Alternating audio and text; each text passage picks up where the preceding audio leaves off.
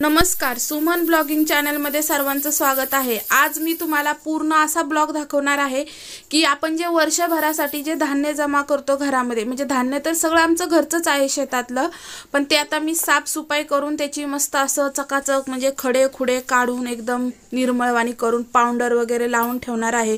ज्वारी, बाजरी, शेंगदाणे, तांदूळ असं जे काय आपलं असतं धान्य कटणं कुटणं ते मी सगळं क्लीन करून भरून ठेवणार आहे पोती। तसं तर हे भरपूर असं धान्य गावालाच ठेवलेलं आहे आम्ही, पण आम्हाला जे लागतं ते आणलेलं आहे, कारण इथनं घरातला खूप सारा पसारा आम्ही टेम्पोत पाठवला होता। त्यावेळेस म्हटलं आता टेम्पोचं भाडं भरावंच लागणार आहे, म्हणून येताना हे धान्य टेम्पोत टाकून आणलेलं, त्यामुळे आता इथं हे मला साफ करावं लागतंय। तसं तर दरवर्षी इकडे आणून आम्ही विकायचोच, पण यंदा आणलंय घरी वापरण्यासाठी आपल्याला, बाकीचं गावालाच आहे। आणि आता हे धान्य मी पूर्ण साफ करत आहे। सगळ्यांनी पूर्ण ब्लॉग नक्की पहा आणि सगळे जे काय माझे सबस्क्रायबर आहेत आणि जे माझा पूर्ण व्हिडिओ पाहतात त्यांचे सगळ्यांचे खूप खूप धन्यवाद। त्यांच्याच आशीर्वादाने, त्यांच्याच कृपेने माझ्या चॅनलवरती 3000 सबस्क्रायबर कंप्लीट झालेले आहेत आणि मला म्हणजे ते 4000 घंटे कंप्लीट होऊन ते पेमेंट चालू झालेलं आहे। तसं तर मला 7 महिने लागले मला पूर्ण ते हे करण्यासाठी, काय आपलं ते 4000 घंटे आणि 1000 सबस्क्रायबर कंप्लीट करायला 7 महिने माझे पूर्ण गेले।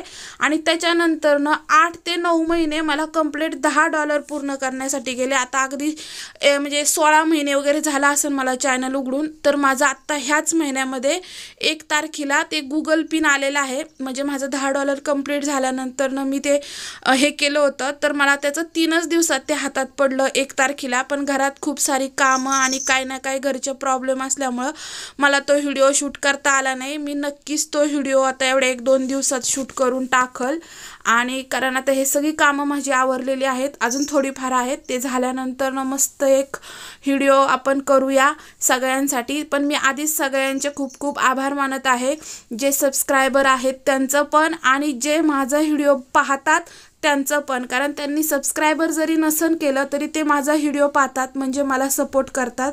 आज ना उद्या तेही मला सबस्क्राईब करतील अशी मला पूर्ण खात्री आहे, त्यामुळे मी तुम्हाला सांगते। आता हे पहा, ही ज्वारी आहे, ही ज्वारी मी सगळी मस्त चाळून वगैरे साफ करून घेतली निवडून, आणि ती आता पावडर लावून घेत आहे। पावडर लावल्यामुळे कसं टेन्शन बिलकुल राहत नाही, किळत नाही, वर्षभर 1-1.5 वर्ष आरामात जाती। आणि जर शिल्लक राहिली तर आपण विकतो नवीन आल्यानंतर ना जुनी, त्यामुळे काहीच प्रॉब्लेम येत नाहीये।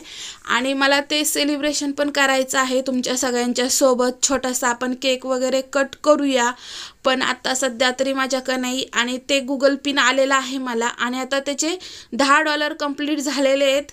खूप वेळ लागला, पण काही हरकत नाही, आपल्यासारख्या छोट्या यूट्यूबरांसाठी वेळ हा लागतोच आणि खूप वेळ द्यावाच लागतो अशा ह्याला, कारण सगळेच लोक लवकर व्हायरल होतील किंवा पटकन त्यांचा चॅनल ग्रो होईलच असं नाहीये।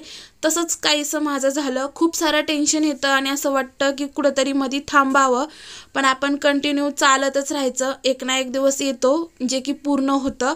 आणि माझं आता जेव्हा मला हे 1 तारखेला कार्ड मिळालं त्यावेळेस माझे 1500 सबस्क्रायबर होते, पण जेव्हा मला ते कार्ड हातात आलं गुगल पिनचं त्याच्यानंतर अचानक माझे 1500 सबस्क्रायबर वाढले। म्हणजे ह्याचाच अर्थ की तुम्ही जेव्हा तुमचं पूर्ण कंप्लीट होतं तेव्हा तुम्हाला सपोर्ट भेटायला सुरुवात होती। त्यामुळे कुणीही प्लीज हारू नका, ज्यांचे कुणाचे चॅनल असतील त्यांनी आरामात आपलं काम करतच राहा, एक दिवस असा येईल की तुम्हीही पुढे जाल। आणि आता एवढ्या 2 दिवसामध्ये माझे $12 झालेले आहेत 1 तारखेपासून, पण आता थोडं स्लो झालंय, काय हरकत नाही, वर्षभर लागतील मला $100 व्हायला किंवा 4 दिवसातही होतील, पण आपण प्रयत्न करत राहायचं, व्हिडिओ टाकत राहायचे, कधी मध्ये नाही जमलं शॉर्ट सोडायचे, शॉर्ट नाही जमलं तर लॉंग सोडायचे, असंच काहीसं करत राहायचं। ज्वारी माझी सगळी भरून झालेली आहे, म्हणजे कसं तिला पावडर वगैरे लावून। आता हे गहू आहे, 1-2 पोती गहू आहे माझ्याकडं 200 किलो, तर ते गव्हाची पोती मी इतक्या दिवस साफ करत होते, रात्री 1-1, 2-2 वाजेपर्यंत, कारण घरात मी एकटीच करायला घरातलं बघून, तर आता ते पण मी इथं वतून घेते। आणि वतल्यानंतर ना आपल्याला एकदम सोपं पडतं हे सगळं करायला, जास्त वेळ लागत नाही किंवा त्रास पण होत नाही, म्हणजे खाली वाटल्यानंतर ना।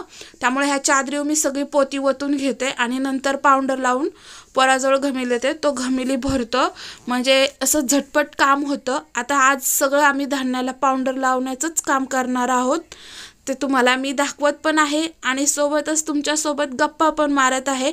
आणि प्लीज सगळ्यांनी पूर्ण व्हिडिओ पहा, किंवा जो कोणी आत्तापर्यंत व्हिडिओ पाहत असेल तर नक्की मला कमेंट करून सांगा की मी जे काय बोलले ते बरोबर आहे का, किंवा तुम्ही तुमच्या चॅनलवरती कसं काम करता, मी कसं करायला हवं, काय माझ्याकडनं चुकत आहे का।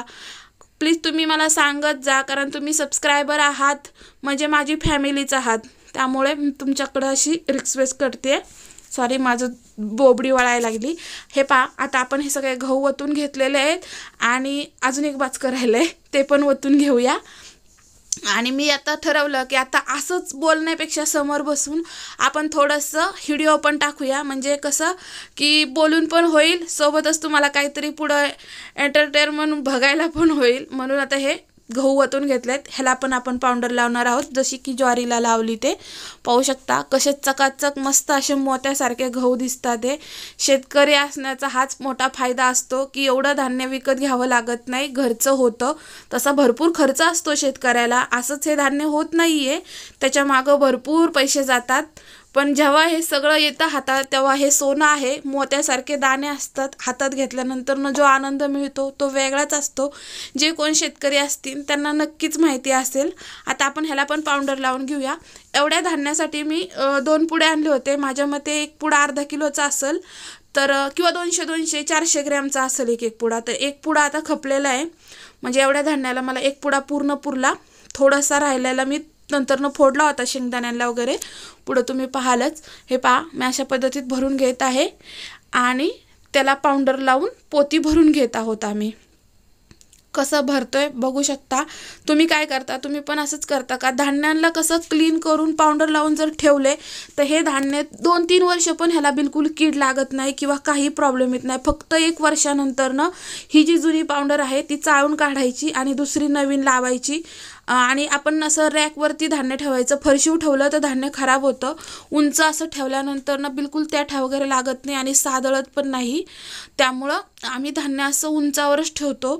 तुम्ही कसं ठेवता, तुमची पण पद्धत मला कमेंट करून सांगू शकता, म्हणजे कसं काय कायंची वेगवेगळं काय असतं, तुम्ही धान्याला काय पावडर इंजेक्शन वगैरे लावता। माझ्या अनुभवानुसार इंजेक्शन लावलं तर किडतं, त्यामुळे आम्हाला ही पावडरच परवडती धान्याची आणि हीच आम्ही लावतो मस्त असं। आता मी हे सगळं भरून घेत आहे ह्याच्यामध्ये पोत्यांमध्ये, आणि आता कसं खूप सारी दगदग, पुढं दिवसभराचं काम, हे दिवस पूर्ण गेलेलं आहे मला हे सगळं करण्यासाठी, पावडर वगैरे लावण्यासाठी।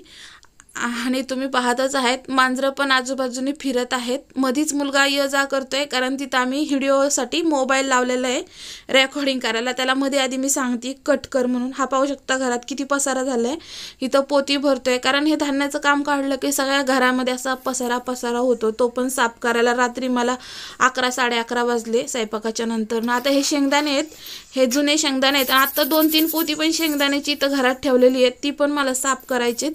म्हणजे कसं त्याला कसं असं जुन्या आहेत गेलं सालच्या शेंगा, तर त्याचा कलर बदलला आहे थोडासा, ते फोडून मी शेंगदाणे विकून टाकणार आहे आणि काय आपल्याला घरी लागतात ते असे घरी खायला। हे ठेवलेत मी एक 10 किलो फोडून, ह्याला पावडर लावून ठेवते, म्हणजे कसं बिलकुल किडत नाही, असे चांगले व्यवस्थित राहतात।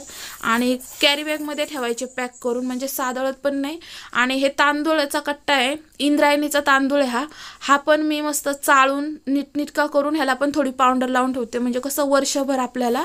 मध्येच मला तहान लागली होती, मुलाकडे पाणी मागितलेलं आणि हे पाहू शकता अशा पद्धतीत मी हे साफ केलं, पिशव्या भरून ठेवल्या तांदळाच्या, म्हणजे रोज वापरण्यासाठी, आणि बाकीची पोती भरून ठेवलीत। हे आपलं एवढं धान्य मी असं रॅकवरती ठेवून घेतलेलं आहे।